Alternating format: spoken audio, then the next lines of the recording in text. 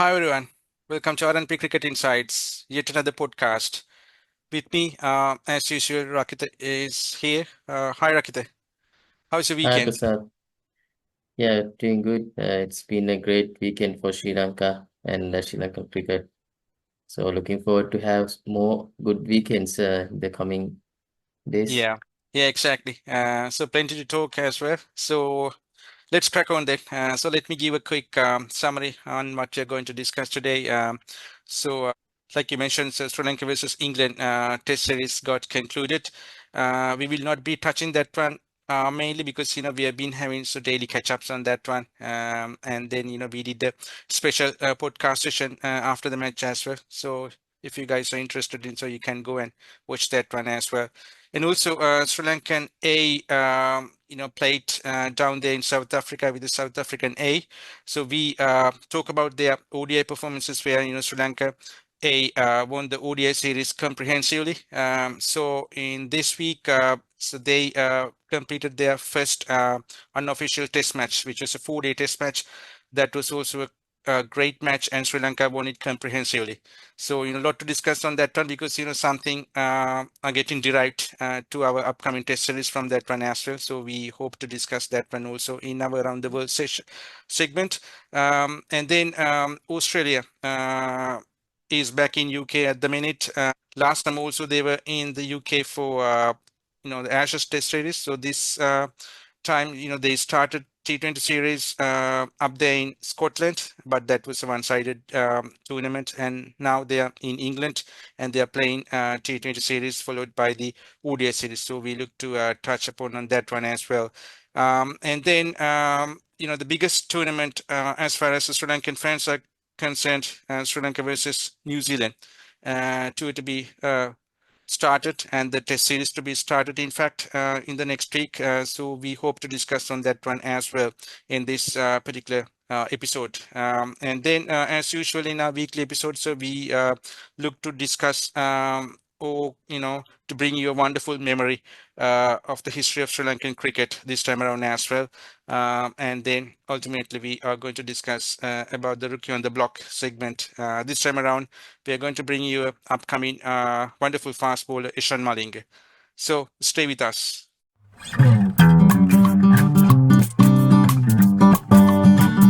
Welcome back, guys, to our Around the World in Cricket segment. So before we start the segment, so I would like to remind you to subscribe our channel as well. Then definitely you'll be getting our all the updates as it uploaded. So with regards to our Around the World in Cricket, the main story of the day as far as the Sri Lankan cricket is concerned is Sri Lanka-A versus South Africa-A test series. That is a 4-day test series happening down there in South Africa. So like I mentioned, Sri Lankan team is currently doing wonderfully well, having won the ODI series as well comprehensively. So in this, the first test match, they won it comprehensively. We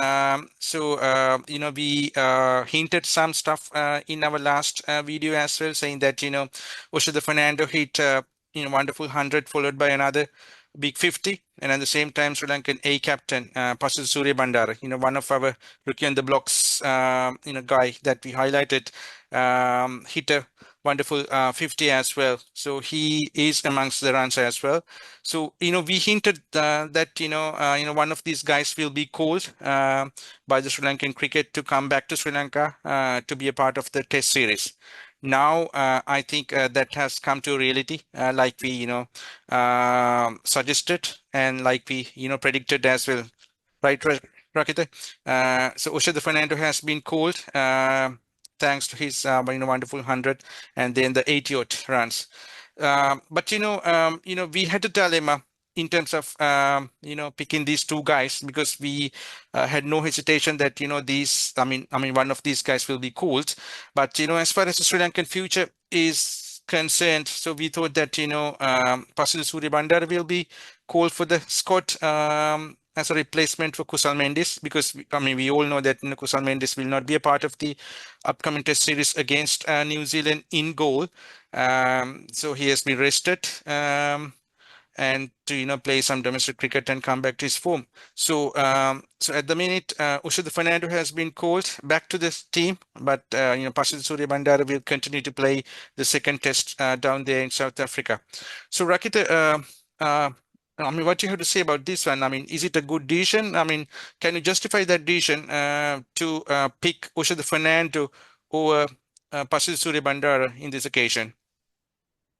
Yes, Prasad. I think that's a kind of a good decision taken by the selectors because Oshada is in good form just after he's scoring 100 and half century in the first class the 4-day game. So it's a good decision for my liking, and Pasindu has time and he can get some experience by captaining the this young side. And I think Oshada's form is needed because we don't have proper number three batsman, and Oshada has some experience in batting at opening the innings and batting at number three as well. So he has shown good promises in the early days of his test career. But unluckily, I think his downfall came in England when we played the ODI games in 2021. So thereafter, he's dipping in his form.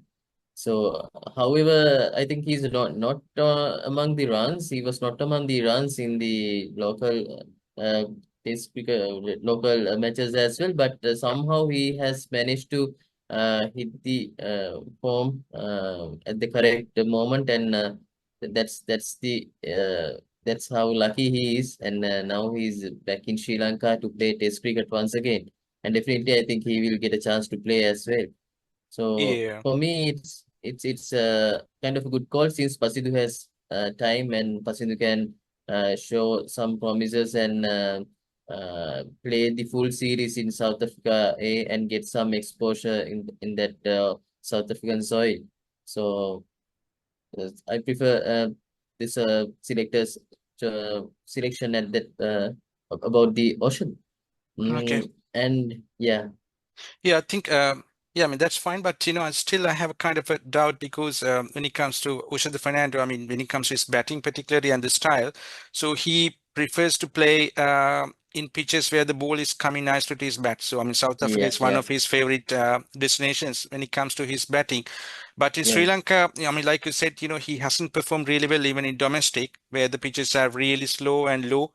So we can't ask any slow and lower pitch than goal in the world. So he's up against that challenge, and New Zealand will be having some good spinners. So we'll be discussing that one also in this segment. So I think I mean, it's kind of a challenge. So what do you have to say about that? Yeah, I think Oshadi is quite like a player that how Dilshan plays. He's playing quite similar to how Dilshan played. The techniques and the footwork, everything looks bit similar. And I think we can't guarantee that kind of a player by looking at their shot selection and everything. If they are on top of the game, then every shot they play might be and go for runs. I know actually we know that Oshada is scoring the runs pretty quickly in test matches as well. So that will be a bonus. And in these sort of spinning tracks, you have to uh, be proactive, so rather than defensive. So it might play to our hands, and it might play to New Zealand's hands as well, because if, he will definitely go after the spinners, and if he plays some rash shot, and then again it will be a disaster for him. But I think that's good in somewhat if we give the chance to Pasindu, and if if some mistakes happen from his end, since we are going to have some more spinning friendly tracks here, so it will be a kind of a bad experience for him in the beginning of his career, test career. We don't know still how the pitches will behave, but I think definitely it will be another spinning spin friendly track, and it's more than, I think, two spinners we need in both sides. I think they will play three spinners each. So I think that's a safer option, Mm, and Oshada has a chance to prove himself. So mm. let's see. Yeah, so let's see how it goes, and we wish him all the best to make some runs for Sri Lanka. So that's our wish. So yeah, I mean the other the tournament which is happening in the world is Australia. So Australia now continuously visit UK in every summer, it seems. So having completed the Ashes in the last year, so this time around also they're in the UK. So before coming to England, so they completed the T20 international series against Scotland up there in Scotland, but that was a one-sided game, so nothing much to talk about that one. Travis Head and then Josh English dominated. So that was like an easy game for them. So afterwards, I think they did start their first T20 in England couple of days ago. So that was an easy game for them also, thanks to the same two guys, Travis Head and Josh English. They are in kind of a form that nobody can challenge them at the minute. And at the same time, I think England opted to have a kind of a less experience, batting lineup. So Phil Salt captained the side. So so they lost the game. So they lost by 20 odd runs eventually. But I think it's a good series. It's going to be a good series, in fact. So they're going to play three T20s followed by a ODI series, which consists of three Yeah, ODIs. So yeah, that's where I think uh, England are going to finish the summer. Yeah, Rakita. yeah, yeah. I think in that first T20 match between Australia and England, there's a new world record happened. That was the highest match aggregate for a T20 international that the both sides are bowled out. So I Okay. think they have scored 330 runs, and all 20 wickets fell in that match. So that's a Yeah. stat for you. Yeah, Yeah. Thanks, Rakita, for highlighting that. Yeah. That was played in some chilly conditions, below 30, down there in Southampton. So yeah, let's hope for some good matches to be played in this month. But it will be bit tough as far as the spectators are concerned. So they are not getting warmed up, so they have to sit there and watch in the chilly conditions. So yeah, so we look forward to that series as well. And then coming back to our major tournament again, Sri Lanka versus New Zealand, Rakita. So New Zealand is having a hard time. They came to this tour to compete with Afghanistan, Sri Lanka, and then England. Sorry, India. So India. gradual, so gradually they, try to get some experience and exposure in these conditions, and then they thought of playing with India, the three test matches. But unfortunately, what happened was that they couldn't play it a single ball against Afghanistan in the one-off test down there in India. So one of the parts called Noida. I don't know what the reason is, but they couldn't get a match started at all. So our veteran Kumar Dharmasena was supposed to be the on-field umpire as well. So he was not happy at all as well with the ground conditions. So then they didn't allow to start the match at all in all 5 days. So now the interesting fact is that they didn't get any exposure. So they are coming straight away back to Sri Lanka, and then they will be heading towards goal to play the first test as well as the second test. So Rakita, what do you have to say about the stats all this time? I think New Zealand have been traveling to Sri Lanka for a number of years, and I think the record wise, I think they haven't done any bad at all either, right? In this longest format of the game. So, Yeah, yeah, what do you have to yeah. highlight?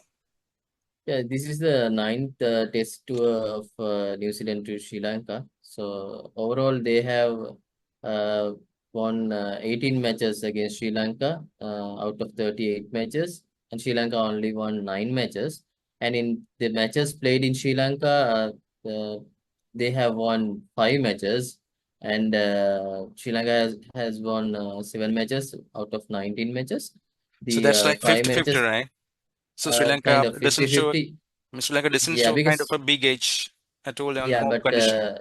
most of those matches New Zealand have won came in 1983 and 1984 like tours. So that's why those stats are a bit closer. But after 1990s, they have only won 3 matches. I think they overall won 6 matches in Sri Lanka. Sorry, I thought 5, but there are 6 matches they won because in 2019, 2012, and 1998 they Yeah. have won one each. So before that they won 3 matches in the 1980s. So yeah, but this time I think this time they are fielding a best side that have toward Sri Lanka for my liking. So they covered all the basics, and they have the players to adapt to spinning conditions, and the batsmen who are really experienced in playing these subcontinent pitches. And the batsmen, actually they are batsmen are really attacking and attacking batsmen, and they can put the pressure onto any bowlers. So and they have better all-rounders as well, like Michael Bracewell and Daryl Mitchell, Rachin Ravindra, Kane Phillips, likewise. So it will be a tough challenge for Sri Lanka. It will not be an easy tournament, even though we will land spinning tracks in goal. Mhm. So it will be a good test cricket we can see in the next few days. Yeah. So that's what we need as spectators. But we all want Sri Lanka to win this series and come on top of the and move up the ladder in the Test Championship. But Yeah. I think this is the best New Zealand team that has stood Sri Lanka for me. Mhm. Yeah. Yeah, that's all. Uh, yeah. So And let me. other Yeah. than yeah, so other than that, I think you also might have something to add about these players in New Zealand. So what about you, Yeah, I think Prasad? we asked a question yesterday from Yeah. fans also. Mm. The guy who has taken most number of wickets for New Zealand against Sri Lanka. So that guy is the captain indeed. So he is going to be a real challenge for Sri Lanka despite the conditions. That is, none other than Tim Southee. So he's one of the veterans of the game today. And then Kane Williamson, he has scored most number of runs for New Zealand as well. So those two will be a great challenge for Sri Lanka, regardless of the conditions. And then they have a batting lineup which is very much, have gained exposure in these kind of tracks also, like Tom Latham, Devon Conwell, and then even Daryl Mitchell. And even Glenn Phillips. So he was part of Sri Lankan LPL as well. So he was hitting nicely in that, our Premadasa slow tracks also.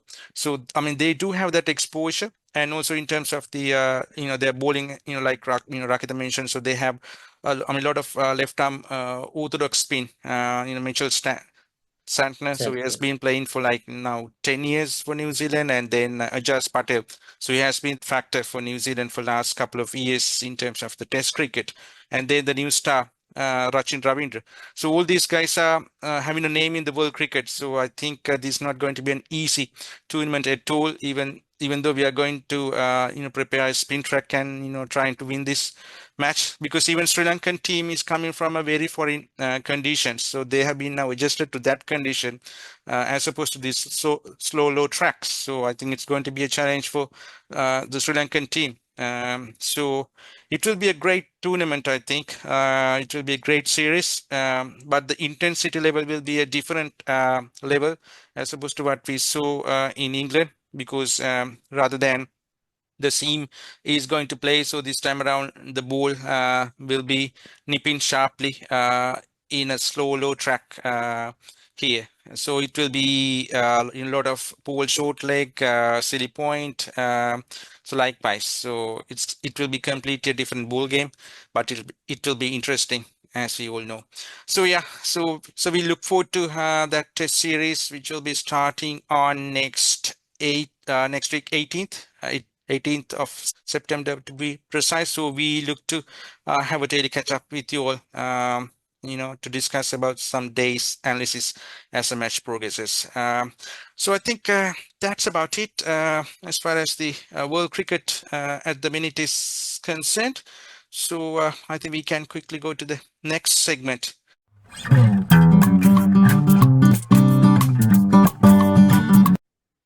Welcome back, guys. So with regards to the memory that we are going to recall today, it's going to be a real ideal scenario when it comes to the test series that Sri Lanka is going to play against New Zealand in Sri Lanka. And also Sri Lanka versus New Zealand, test cricket history is concerned. So New Zealand is yet to win a test series in Sri Lanka for 40 years. So let's see how it goes on that one as well. So with that, we are going to recall a wonderful memory, like 32 years ago, by the time Tom Latham, was born also. So, this story is somewhat related to him as well, because, back in 1992, New Zealand toured Sri Lanka, and then some of the guys went back. So that will be, revealed, and that will be explained by Rakita. So with regards to the guys went back, Tom Latham's, the guy who is going to play against Sri Lanka in next week. So his father went back as well. That was Rodney Latham. And at the same time, we lost to see some, great cricketers of New Zealand, during that series, because they also went back, named as, Gavin Larson, as well as, Mark Greatbatch, one of the, greatest strikers of the cricket ball. I think, he's one of the guys who invented that, hard hitting over the first 15 overs before Sanath, I would say. But, he couldn't demonstrate that one. So unfortunately, we couldn't see his heroics in Sri Lanka back in 1992, because he also flew, back to New Zealand without playing a single game. Uh, so, uh, so this is about that. This is about that wonderful story that we are going to review. So, මම ඒ කතාව කියන්න අදත් රකිතට දෙනවා අපේ story ටෙලර්ට. රකිත, අපි පටන් ගමු කතාව. Thank you, Prasad. මේ සීරීස් එකත් මම හිතන්නේ අපි ඒක මෙමරි කළා ඕස්ට්‍රේලියන් සීරීස් එක 1992 වල. එතකොට ඒකට පස්සේ ලංකාවට ආවේ නිව්සීලන්ත.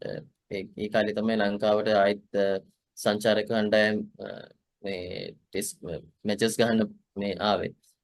එතකොට මේ නිව්සීලන්ත ටීම් එක ඊට කලින් ලංකාවට ඇවිල්ලා තිබ්බ 1987. එදා වුණ අවාසනාවන්ත සිදුවීමකින් තමයි ලංකාවට අවුරුදු 5ක්ම මේ හොස්ට් කරන්න බැරි වුණේ එක මැච් එකක්වත්. මොකද 87 පෙටා බෝම්බේ හින්දා මේ නිව්සීලන්ත ටීම් එක එක ටෙස්ට් මැච් එකක් විතරක් ගහලා මේ ඒගොල්ලන්ගේ රටට ගියා. ඒ පාර මැචස් 3ක් විතර ගහන්න තිබ්බ සීරීස් එක. මේ ඒයින් පස්සේ නිව්සීලන්ත ටීම් එකක් ලංකාවට ආවේ 1992. මේ එතෙන්දිත් අපූර්ව සිදුවීමක් වුණා. ප්‍රසාද් දෙකේ පොඩ්ඩක් රිවීල් කරා. මම ඒකේ ඇත්තම සිදුවීම කිව්වොත් එහෙම 1992 නොවැම්බර් මාසේ 16 වෙනිදා ලංකාවේ නාවික හමුදාවේ හිටිය වයිස් ඇඩ්මිරාල් ක්ලැන්සි ෆර්නෑන්ඩෝ LTT ප්‍රහාරයකින් නැති වෙනවා.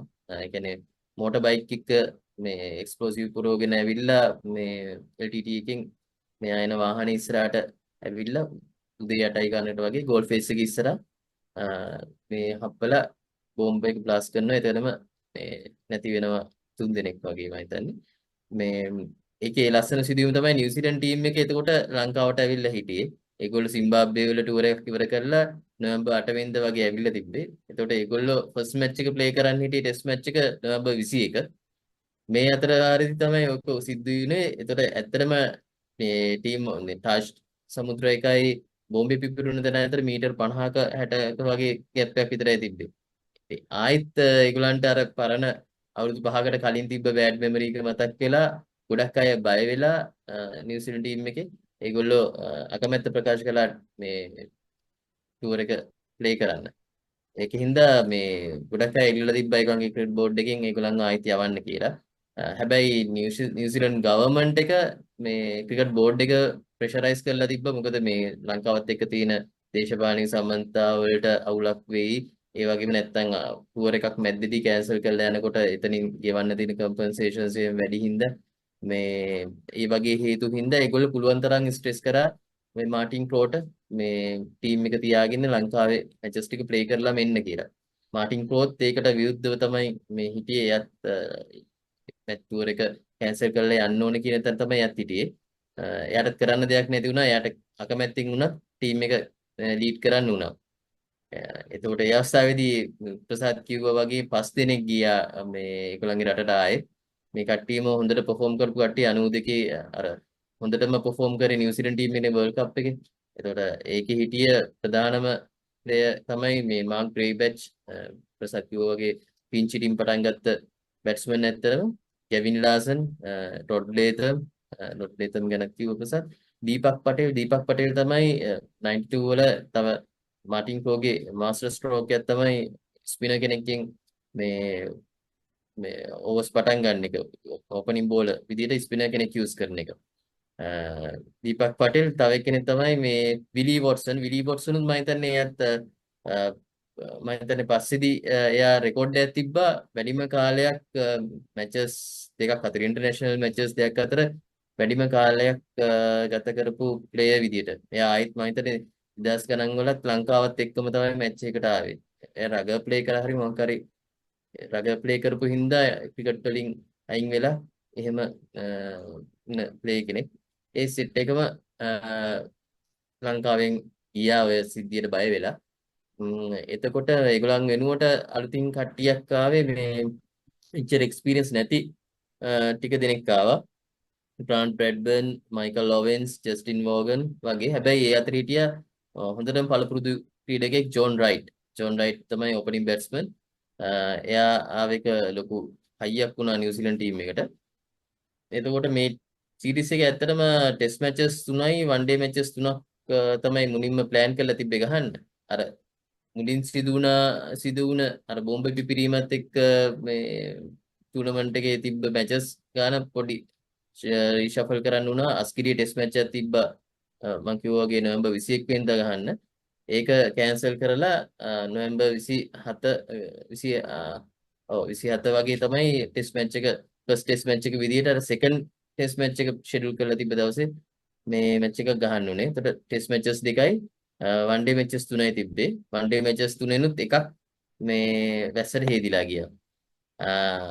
එතකොට මේ මැච් එකට එනකොට දැන් මම කතා කරන්න යන මැච් එක ඔය සීරීස් එකේ ගහපු දෙවෙනි ටෙස්ට් මැච් එක. මොකද පළවෙනි එකට වඩා දෙවෙනි ටෙස්ට් මැච් එක තමයි වැදගත් උනේ. මොකද අපි නිව්සීලන්ත එක්ක මේ ඉස්සරහට ලබන සතියේ ගහන්න තියෙන මැච් එකට හොඳ මෙමරි එකක් අපි දෙන්න ඕන හින්දා තමයි දෙවෙනි ටෙස්ට් මැච් එක පටන් ගත්තේ. ගැන ප්‍රිවිව් කරමු කියලා අපි කතා වුණේ. පළවෙනි ටෙස්ට් මැච් එක ඩ්‍රෝ වුණා. ඒකෙත් වැඩි වාසිය ලංකාවට තමයි හම්බුනේ. රොෂාන් මහානාම එහෙම සෙන්චරියක් ගහලා එයාගේ ෆස්ට් ටෙස්ට් සෙන්චරි ගැහුවා. ඊට පස්සේ රදර්ෆර්ඩ් නිව්සීලන්ත වෙනුවෙන් සෙන්චරියක් ගහලා මැච් එක ඩ්‍රෝ වුණා. නිව්සීලන්ත ඇත්තටම මේ මැච් එක බේර ගන්න තමයි ප්ලේ කරේ. ඒක මොරටුවේ තිබ්බේ. ඊට පස්සේ ඒ අතරේදී ෆස්ට් වන් ඩේ මැච් එකක් ගැහුවා. ඒක වොෂ් අවුට් වුණා. අර ඉස්සර අර ටෙස්ට් මැචස් ගහලා වන් ඩේස් ගහනවා එහෙම එකක් නැහැ. වන් ඩේස් ඉවර වෙලා ටෙස්ට් මැචස් ගහනවා. එහෙම නෙමෙයි ඔක්කොම අර මේ අතර මැද්දේදී තමයි ගහන්නේ. ටෙස්ට් මැච් එකක් ගහලා වන් ඩේ එකක් ගහනවා. මම හිතන්නේ ප්‍රසාද් මතක ඇති මේ බෙන්සන් එන්හෙජස් 95 96 එක එහෙම අපි ඒ ටූර්නමන්ට් එකේ ට්‍රයි නේෂන් ටූර්නමන්ට් එකේ මේ මැචස් දෙකක් විතර ගහලා ආයි ටෙස්ට් මැච් එකක් ගහනවා. ආයෙත් අරගේ මැචස් දෙකක් ගහලා ආයි ටෙස්ට් මැච් එකක් ගහනවා. අර ඉස්සර එහෙම කලවමේ තමයි මේ ෂෙඩියුල් කරලා තිබ්බේ. දැන් වගේ අර මේ ටීම්ස් එකක් වෙනම යවන්න බෑ. වයිට් බෝල් රෙඩ් බෝල් කියලා ඉන්න කට්ටියම ගහන්න ඕනේ. එතකොට ගහන්න ඕනේ. ඉන්න කට්ටියම ගහනවා. ස්කොට්ස් එකක් යවන්න අමාරුයි. මේකෙදි මේ 92ේදී 92 ඕස්ට්‍රේලියන් ටුවර් එකේදී හොඳටම perform කරපු කලු මම හිතන්නේ එයා ඉන්ජර්ඩ් වෙලා හිටියේ මේ කාලේ වෙනකොට. ඒකෙන් හින්දා ගාමිණී වික්‍රමසිංහ කියලා මේ අලුතින් විකට් කීපර් කෙනෙක් තමයි ප්ලේ කරේ මේකේ. මේ එයා වැඩි මැචස් ගැහුවෙත් නෑ. මම හිතන්නේ මැචස් දෙක විතරයි ප්ලේ කරේ අන්තිමේදී. නිව්සීලන්ත එක පැත්තෙන් ඩෙබියු එක ගැහුවා ක්‍රිස් හැරිස්. ක්‍රිස් හැරිස්ගේ ටෙස්ට් ඩෙබියු එක තිබ්බේ මේක. එයා වන් ඩේස් ගහලා තිබ්බේ ඊට කලින්. මම හිතන්නේ එයා ඩෙබියු එකේම half century එකක් ගැහුවා ලංකාවට ෆස්ට් ටෙස්ට් එකේදී. තව ජස්ටින් වෝගන් මයිකල් ලොවෙන්ස් ඒගොල්ලොත් ෆස්ට් ටෙස්ට් ප්ලේ කරා මොරටුවේ. ක්‍රිස් හැරිස් ගැනත් මම හිතන්නේ කට්ටියට මතක් කරන්න ඕන අර දුවගෙන ඇවිල්ලා ලෙග් කටර්ස් දාපු ෆේමස්ම බෝලර් ලෝකෙ. මම හිතන්නේ ඊට පස්සේ මට තාම එහෙම බෝලර් කෙනෙක් හරියට දැකලා නැහැ. ඒ කියන්නේ පේස් එක තියාගෙන අසේල ගුණරත්න ඕ ස්පින් එක දාන්නේ. දැන් මෙයා ලෙග් කටර්ස් දාන ලෙග් කටර්ස් ජෙනුයින් ලෙග් කටර් කෙනෙක් විතරයි නම්. එහෙම බෝලර් කෙනෙක් ලෝකේ තාම ආවේ නැහැ ඉන්ටර්නැෂනල් ගහන්න. ඩොමෙස්ටික් වල ඇති රටවල් වල. නමුත් මම තාම දැකලා නැහැ. ජයසූරිය මම හිතන්නේ හැරිස්ට 32 දෙක ඕරේ ගැහුවා එකපාරක් මේ වන්ඩේ මැච් එකේදී. මම දැන් ක්‍රිස් හැරිස් ඉස්සර කොහොමදත් ලංකාවට හොඳට ලංකාවට එරෙහිවත් හොඳට ප්ලේ කරනවා. ස්පිනර්ස්ලා හොඳට ගහන බැට්ස්මන් කෙනෙක්. මැච් එක දිහාට හරිනොත් ආයෙත් අපේ කැප්ටන් කරේ අර්ජුන් රන්තුංගගේ දවස්වල කොහොමද මේ නිව්සීලන්ත වල මාටින් ප්‍රෝ කියන දෙවන්ති චරිතයක් ඒ වෙද්දි 92 වර්ල්ඩ් කප් එකේ නිව්සීලන්ත ටීම් එක සෙමි ෆයිනල්ස් වෙනකන් මම හිතන්නේ ඒගොල්ලෝ ගෙනාවේ රවුන්ඩ් රොබින් වල ෆස්ට් ටීම් එක ඒගොල්ලෝ මැචස් දෙකයි පෙරදුනේ ලොකු චරිතයක්. එයා අවාසනාවන්ත විදිහට අපේ අතරින් වෙන් වුණා දැන් අවුරුදු 7-8කට කලින්. මට මාටින් ප්‍රෝ ගැනත් මගේ පොයින්ට් එකක් කියන්න ඕන. ඒ කියන්නේ ගොඩක් අර ලංකාව හිටියේ ඔය අපි දැන් කියන කාලවලදී 90 ගණන් වලදී 80 ගණන් වලදීත් කියන්නේ මිනෝ කෙනෙක් විදියට. ඒතර සමහර රටවලට දැන් අපිට ඇෆ්ගනිස්තානයේ එන එක සමහර කට්ටියට ඒක බෑ කරගෙන බෑ වගේ ඔය ලොකු රටවල් වලට. ඒ කියන්නේ ඒ දවස්වල ක්‍රිකට් අවුරුදු 100ක් 50ක් විතර ගහලා තිබුණ රටවල් නිව්සීලන්ත සවුත් ආෆ්‍රිකා උනත් ගහලා තිබුණ කට්ටියට ලංකාව ඉමර්ජ් වෙනකොට ඒක බෑ ගන්න බැරි වුණා. ඊට පස්සේ ලංකාව late 90s early 2000s සහ මේ කියන්නේ මේ latter part of කියන්නේ last decade එකේ සංගල මහේලලා අජන්ත මෙන්ඩිස්ලා කට්ටිය ඩොමිනේට් කරනකොටත් අර සමහර කීප දෙනෙක් හිටියා ඒක එච්චර දරාගෙන බැරුව මීඩියාස් වලට කොහෙලත් අගේන්ස්ට් කතා කරන. එහෙම කතා කරන එක්කෙනෙක් තමයි කෙප්ලර් වෙසල්ස්. ඕස්ට්‍රේලියාවටත් ගැහුවා, සවුත් ආෆ්‍රිකාවටත් ගැහුවා. අනිත් එක්කෙනා තමයි මම දකින්නේ මාටින් ක්‍රෝ. මාටින් ක්‍රෝ කිව්වා මාටින් ක්‍රෝ ගොඩක් නෙගටිවිටි එක ලංකාව වෙනුවෙන් ප්‍රසිද්ධ කරන්න මීඩියා එකේ try කරපු කෙනෙක්. 2014 World Cup එක T20 World Cup එකේ ෆයිනල් එකෙත් අපිට අර චන්දිමාගේ ෆෝම් එක ඩවුන්ෆෝල් වෙච්ච නිසා තිබුණ ඔප්ෂන් එක විදියට වයිස් කැප්ටන් මාලිංග ගහලා දාලා ෆයිනල් එක ගහනකොට එයා කිව්වා ඒකම නෙගටිවිටි එකක්. එයාට දැන් බෝලින් ફોකස් කරන්න බැරි වෙයි. අර ඒ වගේ ගොඩක් අර නෙගටිවිටි ලංකාවට against ප්‍රචාර කරන ගත්ත එක තමයි මම හිතන්නේ යටත් අර ලංකාවේ පිබිදීම පොඩ්ඩක් ටෙක් කැමති වෙච්ච නැති කෙනෙක් මේ same as කෙප්ලර් වෙසල්ස්. ඔරකිත. කතා කියන්න. ඔව් ඇත්තටම ඒකත් එක්ක සමහරලාට ඒගොල්ලන්ට මේ ලංකාවේදී වෙච්ච සිදුවීමුත් ඒකට බලපාන්නේ නැති බෝම්බ ප්‍රහාරයි සමහර විනිසුරු තීරණ ඒ වගේ දේවලුත් ඒගොල්ලන්ගේ හිතවල තියෙන නැත්නම් සමහරලාට අනිත් එක්කෙනා තමයි ඇලෙක්ස් ටුවර්ට්. එයාටත් විනිසුරු තීරණ ආපු. එයා ඉංග්‍රීසි වල එක්කෙනා. අද මාටින් ප්‍රෝ ලංකාවට හොඳටම මේ ලංකාවට එරෙහිව හොඳටම ප්ලේ කරපු කෙනෙක් 299ක් ගෙවුවා මීට කලින් අවුරුද්දේ 91. දැන් මේ මම කතා කරන මැච් එකෙත් එයා හොඳට perform කරා. එන ඇණයක් වෙලා තිබ්බ බැට්ස්මන් කෙනෙක් ලංකාවට මේ මාටින් ප්‍රෝ කියන්නේ. මැච් එක දිහාට හරිනොත් ලංකාව වෙනුවෙන් පේසිස්ලා විදියට හිටියේ දුලිප් ලියනගේ තමයි මේන්ම පේසි. සපෝටිං රෝල් එකට ඕපනින් බෝලර්ස් විදියට අසංක ගුරුසිංහයි චන්දික හතුරුසිංහයි මේ තමයි ප්ලේ කරේ. ස්පිනර්ස්ලා විදියට මුරලි ප්ලේ කරා. මුරලි කලින් මැච් එක ප්ලේ කරේ නැහැ. වර්ණවීර ජයනන්ද වර්ණවීර ඩොන් නවුන්ඩසිරි ඒගොල්ලෝ තමයි මේ අපේ ස්පිනර්ස්ලා විදියට හිටියේ. නිව්සීලන්ත වලින් නම් ස්පේසිස්ලා විදියට ක්‍රිස් ප්‍රින්ගල් හිටියා, මයිකල් ඕවන්ස්, මර්ෆිසුවා කියන්නේ තර ලෙෆ්ට් ආර්ම කෙනෙක්. එයා වෙස්ටර්න් සැමෝවා ඔරිජින් එකකින් ආව කෙනෙක්. එයාත් හොඳට බෝල් කරා ඒ ටූර්නමන්ට් එකේ. ස්පිනර්ස්ලා විදියට නම් හිටියේ මේ ග්‍රාන්ට් බ්‍රැඩ්බර්න් ප්‍රසත් කිව්වාගේ ක්‍රිස් හැරිසුත් බෝල් කරා. මැච් එකේදී අපි තමයි මුලින්ම බැට් කරේ. බැට් කරනකොට හතුරුසිංහයි මහානාමයි 102ක පාර්ට්නර්ෂිප් එකක් දැම්ම. මහානාම එතකොට අර ෆස්ට් මැච් එකේ ගහපු සෙන්චරියත් එක්ක හොඳ මේ ෆෝම් එකේ හිටියේ. ඒකින්ද 70 odd ස්ට්‍රයික් රේට් එක තියාගෙන ගැහුවේ. හතුරුසිංහ මුලින්ම අවුට් වුණාට පස්සේ අරවින්දයි ගුරුසිංහයි දෙන්නත් අවුට් වුණා. හැබැයි මහානාම අර එයා ගහගෙන ආව නොක් එක ඒ ස්පීඩ් එකකින්ම ගැහුවා. ගහලා එයාගේ සෙකන්ඩ් කන්සිකියුටිව් සෙන්චුරි ගැහුවේ මේ ටෙස්ට් මැචස් වල. එයා එතන සෙන්චුරිස් ගහලා තිබ්බෙත් නෑ. මේ එක පිට එක සෙන්චුරිස් දෙකක් ගහන්න පුළුවන් වුණා මේ පාර. ඊට පස්සේ 182 වෙනකොට ලංකාවේ විකට් 4ක්ම ගිහිල්ලා තිබ්බේ. ඊට පස්සේ තමයි අර්ජුන ආවේ. මේ මැච් එක ගහන්නේ SSC එකේ. මීට කලින් SSC එකේ තිබ්බ මැච් එක තමයි අපි කිව්ව ඕස්ට්‍රේලියන් මැච් එක. 500 ගාණක් ගහපු ලංකාව. ඒකෙදි අර්ජුන 130 ගාණක් ගහලා තිබ්බා. දැන් මේකෙත් අර්ජුන මේ එයාගේ හෝම් ග්‍රවුන්ඩ් එක අර්ජුනට ඒ ෆෝම් එක තිබ්බා. එයා ලකුණු 76ක් ගැහුවා. හෂාන් එක එකතු වෙලා ලකුණු 92ක පාර්ට්නර්ෂිප් එකකුත් දැම්මා. කුමාර අර්ජුනත් 76කට අවුට් වුණාට පස්සේ හෂාන්ට උනා මේ ටේල් එකත් එක්ක බැට් කරන්න. හෂාන් ඇත්තට මේ කාලේ තමයි ඉමර්ජ් වුණේ ටේල් එකත් එක්ක බැට් කරන්න. ඕස්ට්‍රේලියන් ටුවර් එකේදී ලකුණු 80 ගාණක් ගැහුවේ කිනින්ස් එකදී. මේක තමයි අර ඒ කාලේදී හෂාන්ගේ රෝල් එක හොඳටම කරපු මැච් එක කියලා කියන්න පුළුවන්. 93ක් ලකුණු ලබාගත් හෂාන් ටේල් එකත් එක්ක බැට් කරලා ලංකාවේ ස්කෝර් එක 394 ගෙනාවා. ඩොන් අන්ඩුසිරිත් එක්ක ලකුණු 69ක පාර්ට්නර්ෂිප් එකක් දැම්මා 8 විකට් එකට. ඒක ඒ දවස්වල නිව්සීලන්ඩ් එකට අගේන්ස්ට් අපි දාපු හොඳම 8 විකට් පාර්ට්නර්ෂිප් එකක් වුණා. කොහොමද ලංකාව 394ක් ගැහුවම මේ මයිකල් ලොවෙන්ස් විකට් 4ක් ගත්තා. හෂාන් 93යි. හෂාන් එතකොටත් සෙන්චුරියක් ගහලා තිබ්බේ නැහැ ලංකාව වෙනුවෙන්. නිව්සීලන්ඩ් ඉනින්ස් එකට පැත්තට හැරුණොත් එහෙම නිව්සීලන්ඩ් වල ඕපන් කරේ අලුත් බැට්ස්මන් කෙනෙක් බ්ලෙයා හාට්ලන්ඩ් කියලා. එයයි ජෝන් රයිට් ඕපන් කරා. ඒ දෙන්න හොඳ පාර්ට්නර්ෂිප් එකක් දැම්මා. මේ 57ක පාර්ට්නර්ෂිප් එකක් දැම්මා. හැබැයි ඊට පස්සේ එන ලොකු කොලැප්ස් එකක් වුණා. ඒ කියන්නේ ජයනන්ද වර්ණවීරයි මුරලී දෙන්න ඒකට බෝල් දාන්න ආවා. ජයනන්ද වර්ණවීර මතක ඇති ඇක්ෂන් එකේම අමුතු විදියට අත කර ඇවිල්ලා ගෝල් දාන්නේ කටර්ස් එක්කනේ. මම හිතන්නේ එයා බෝලෙට වඩා එයා කරකිනවා සමහරවිට. ඒ වගේ හොඳ විනෝදාත්මක චරිතයක් ටීම් එකේ හිටිය.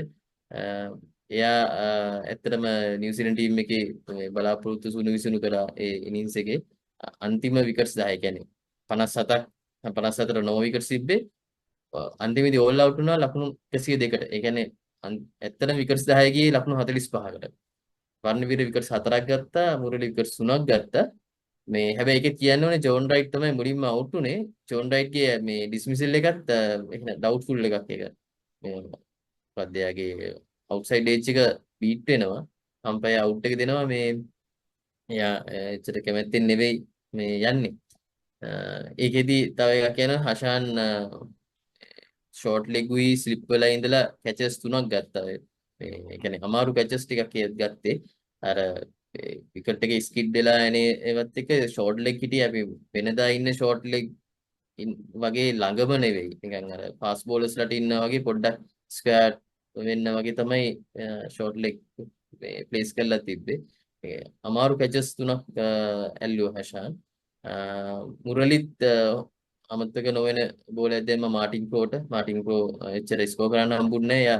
එයා මුරලිගේ එච්චර ටර්න් කරනවා කියලා හිතුවේ නෑ ඒ දවස්වල. කියන්නේ අලුත් බෝල කෙනෙක් හින්දා මුරලි කොහොමද බෝල් දාන්නේ කියලා දන්නෙත් නෑ.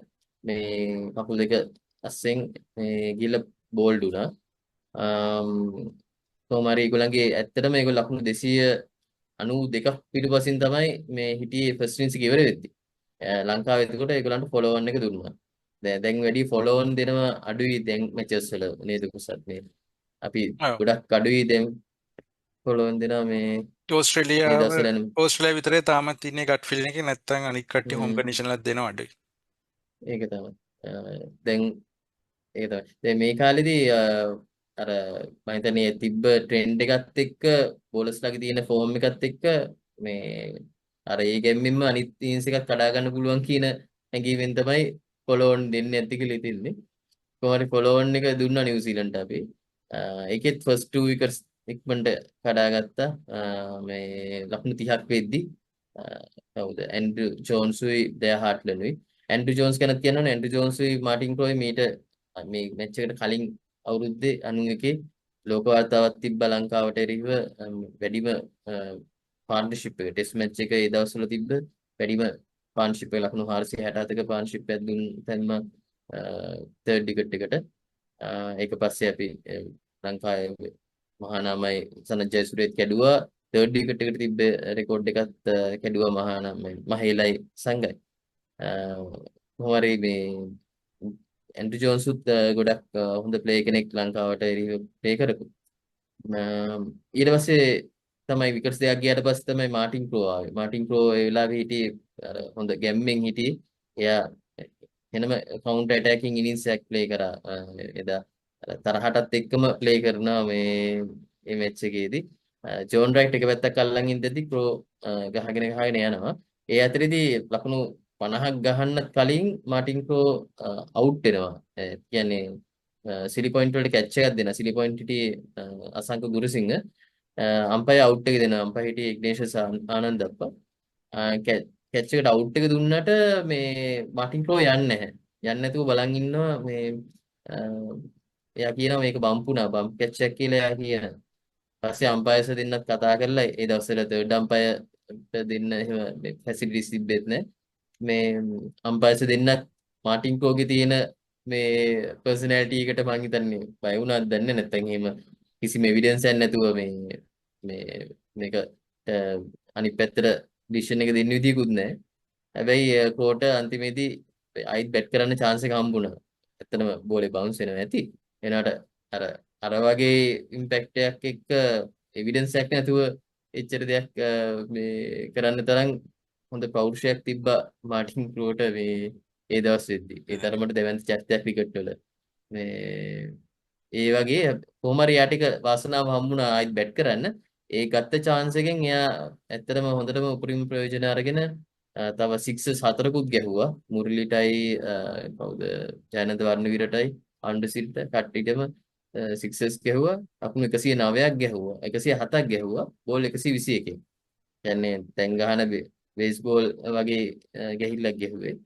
මේ කොහොම හරි අන්තිමේදී යත් මුරලිට ආයෙත් ගොදුරු වුණා. ෂෝට් ලෙග් කැච් එකක් හෂාන් ගත්තේ.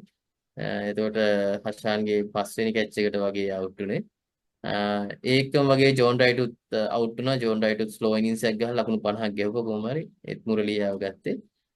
ඊට පස්සේ පොඩි කැමියෝස් ටිකක් ප්ලේ කරා හොඳ රෙසිස්ටන්ස් එකක් තිබ්බා මේ කෙන් රදර්ෆර්ඩ් ගෙන් ඇඩම් පෙරෝරගෙන් ඇඩම් පෙරෝර එහෙමත් හරිම ඇණයක් වෙච්ච බැට්ස්මන් කෙනෙක් ලංකාවට ඒ දවස්වල මේකේ යාගේ ෆස්ට් ටෙස්ට් මැච් 50 එක යා ගැහුවා මේ ඉනින්ස් එකේ ඊට පස්සේ ක්‍රිස් පිංගලුත් ලකුණු 20 ගණක් ගහලා නිව්සීලන්ත ටෝටල් එක 361ක් වෙනකන් ගෙනාවා.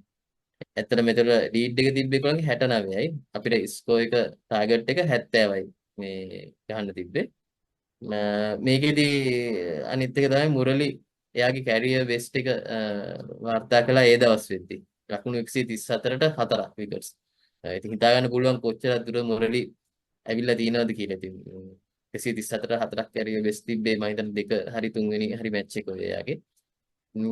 ඊට පස්සේ වර්ණවීර ඩොන් නවුන්ස්ලි දෙන්න විකට්ස් දෙක ගානේ දැම්මා. හෂාන් ඒකෙදිත් කැචස් 4ක් ඇල්ලුවා සෙකන්ඩ් ඉනින්ස් එකේ. එතකොට ෆස්ට් ඉනින්ස් එකේ 3යි සෙකන්ඩ් ඉනින්ස් එකේ 4යි කැචස් 7ක් අල්ලලා එක මැච් එකේ වර්ල්ඩ් රෙකෝඩ් එක ඊක්වල් කරා හෂාන්. ඒක කලින් තිබ්බේ බෙක් චැපලුයි යජුවෙන්දර් සිං ඉන්දියාවේ. ඒ දෙන්න තමයි වර්ල්ඩ් රෙකෝඩ් හෝල්ඩර්ස් වෙලා හිටියේ. මම හිතන්නේ ඒක අන්තිමේදී කැඩුවා මේ අචින්ක්‍ය රහනේ ලංකාවේදී. කැචස් 8ක් අල්ලලා එයා මේ වර්ල්ඩ් රෙකෝඩ් එක තිබ්බා. ගාල්ලේදී මම හිතන්නේ. සංඝගේ අන්තිම සීරීස් එකේදී. 2015 දී. 15 දී නේ. ඊට පස්සේ අපිට තිබ්බේ පොඩි ගානේ ලකුණු 70යි ගහන්න තිබ්බේ. මහානාමයි හතුරුසිංහයි ඉක්මන් මේ එකෙන් ගොඩක්ම කවර් කරලා ලකුණු 36ක් වෙනකන් ගෙනාවා ස්කෝර් එක. මහානාම රණ බෝල් 29ක් විතර ගැහුවා. ලංකාව කොහම රෝස් 15න් ලකුණු 70ට ළඟා වුණා. හතුරුසිංහ බවුන්ඩරියක් ගහලා ස්වීප් කරලා ටෙස්ට් වික්ටරි එක ලංකාවට දුන්නා. හතුරුසිංහගේ විශේෂත්වයක් තියෙනවා. අද දවසත් එක්ක අපි මේ රෙකෝඩින් එක කරන දවස තමයි හතුරුසිංහගේ බර්ත්ඩේ එක සැප්තැම්බර් 13 වෙනිදා. ඒකත් ඒක මම මතක් කරා. මේක තමයි ඒතකොට ලංකාව දින්න තුන්වෙනි ටෙස්ට් මැච් එක. ලංකාව ඊට කලින් ටෙස්ට් මැචස් තියෙන තිබ්බේ 2යි. ඉන්දියාවට 85 දී, පාකිස්තානට 86 දී. මේක තමයි අර්ජුනගේ කැප්ටන්සි යටතේ දින්න ෆස්ට් ටෙස්ට් මැච් එක.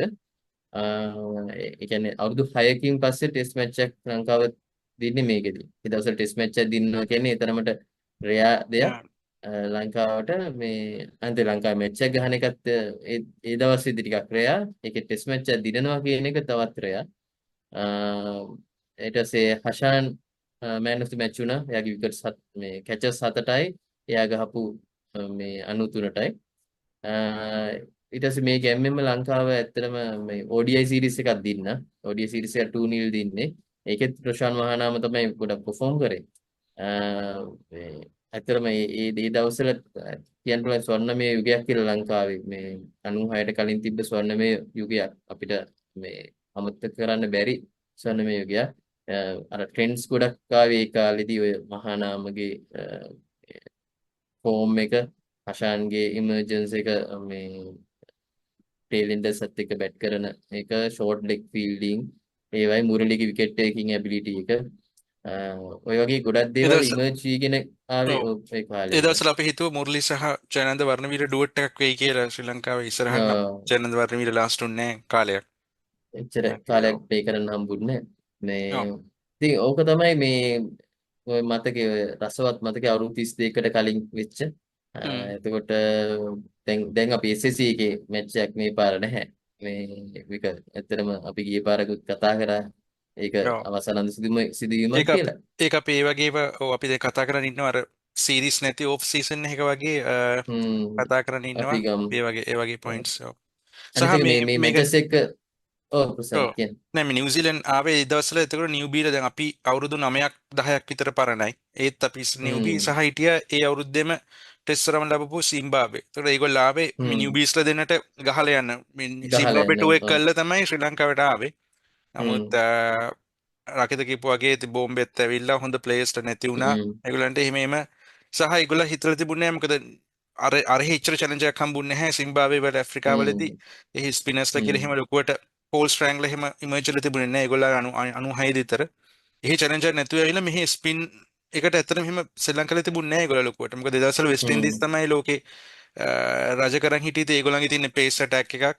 ඉන්දියාව පාකිස්තානේ හිටියා මේ ස්පින් ඇටැක්. ඒ වුණාට ලොකුවට අර එක්ස්පෝස් වෙලා තිබුණේ නැහැ මේගොල්ලෝ. එච්චර ලෙවල් එකට. ඒක අන්එක්ස්පෙක්ටඩ්. මොකද ශ්‍රී ලංකාව ගැන එහෙම හිතලා තිබුණේ නැහැ. මොකද කම්පියුටර් ඇනලිසිස් ඒ දවස්වල තිබුණේ නැහැ ලොකුවට. එහෙම බල නැතුව ගට් ෆීලිං එකෙන් තමයි ටුවර්ස් කරලා ක්‍රිකට් ගහලා ගියේ. ඔරකිත.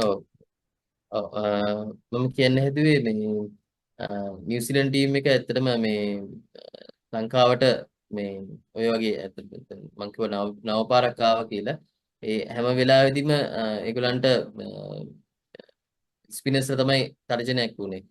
එක ලංකාව පැත්තෙන් ඊට පස්සේ ලංකාව ගොඩක් එක්ස්පෙරිමන්ට් කළා අලුත් බෝලර්ස්ලා මේ දාලා මේ ඒගොල්ලන්ගේ අර තියෙන දුර්වලතාවයන් නිව්සීලන්ත තමයි නිව්සීලන්ත තියෙන ගිනි පිග් විදිහට අපි යූස් කරන්නේ නේද? යූස් කරන්නේ ලංකාවේ ඉස්සර. ස්පිනර්ස්ලාට. ඊට පස්සේ ඒ ලෙවල් එකටම ලංකාව දියුණු වුණා. ඒක තමයි ඇත්තටම මේ රසවත් සිදුවීම් ටික මේ අපි මේ කතා කරපු මෙමරි එකේ. අපි හිතමු ඉතින් ඔව් ඒකත් අපි ජයග්‍රහණ කරපු එකක් ගෙනාවේ. අපි හිතමු අර අපි කිව්ව රෙකෝඩ් එකක් තියෙනවා කියලා. ඒ කියන්නේ ඒගොල්ලෝ අවුරුදු 40කින් සීරීස් වින්නයක් කළා නැහැ. අපි හිතනවා ඒක තව දුරටත් රැකේවි කියලා. 40 42 43 වෙයි. මේ සීරීස් එකෙත් අපි ඒගොල්ලන්ට ජයග්‍රහණය කරන්න නොදී අපි ජයග්‍රහණය කරයි කියන එක තමයි අපේ ප්‍රාර්ථනය. නේද රකිත?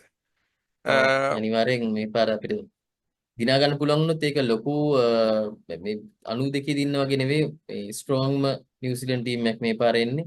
මේ පාරම ඒගොල්ලන්ට ගහනවා කියන්නේ ලොකුම ඇචීව්මන්ට් එකක් වෙයි. ඔව්. ඒ කියන්නේ IPL සෙල්ලම් කළා, ඉන්දියාවේ සෙල්ලම් කළා, LPL ලෙවල් ලංකාවටම ඇවිල්ලා සෙල්ලම් කළා, එක්ස්පෝෂර් ගත්තු ටීම් එකක් එන්නේ. සහ අපේ ස්පින් එක ලොකුවට ටෙස්ට් වෙවි කියලා මට හිතෙනවා. ප්‍රභා ජයසූරියගෙත් මොරල් ලොකු ලෙවල් එක නැහැ. මොකද වෙන්නේ කියලා අපි බලමු ඉතින්. ඒක තමයි අපේ දැන් අපේ ඩලෙම එකක් තියෙනවා ශ්‍රී ලංකා ක්‍රිකට් බෝඩ් එකට. මොකද අපේ ස්පින් එක ලොකු මොරල් එක නැහැ. ඩොමෙස්ටික් එකෙත් මම දන්නේ නැහැ කවුද ලෙවල් එකට ඉන්නේ කියලා. Oh, so බලමු මොකද වෙන්නේ කියලා. එහෙනම් අපි ඊළඟ සෙග්මන්ට් එකට අපිත් එක්ක රැඳී සිටින්න. So we'll come in a minute.